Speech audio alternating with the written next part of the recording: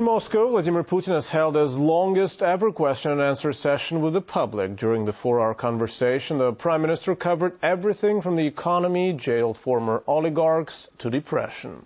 Sean Thomas has the details for us. It was a day of questions, including a strange element of the bizarre. Would you like to live forever?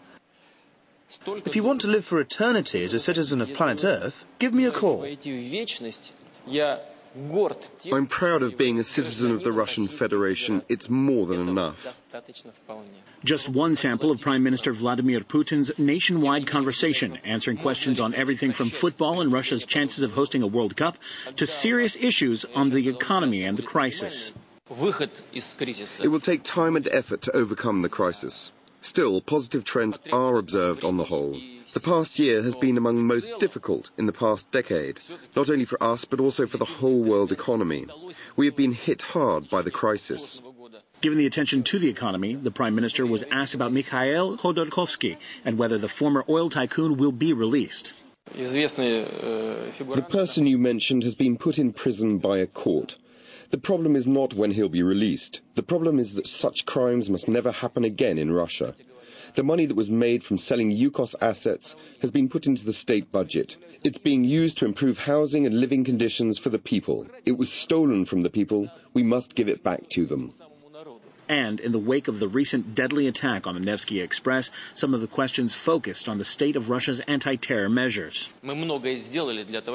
We have always done much to break the back of terrorism, but the threat has not been removed. We can be efficient. What is necessary to achieve this? I emphasize that each and every one of us must realize this threat that accompanies us all these years. We should be vigilant and pursue avenues of prevention. And through the broadcast, Prime Minister Putin even showed off his funny side, taking some less serious questions as well. All great people suffer from depression. How do you cope with depression? I don't consider myself in a category of great people, and that's why I don't have problems with depression.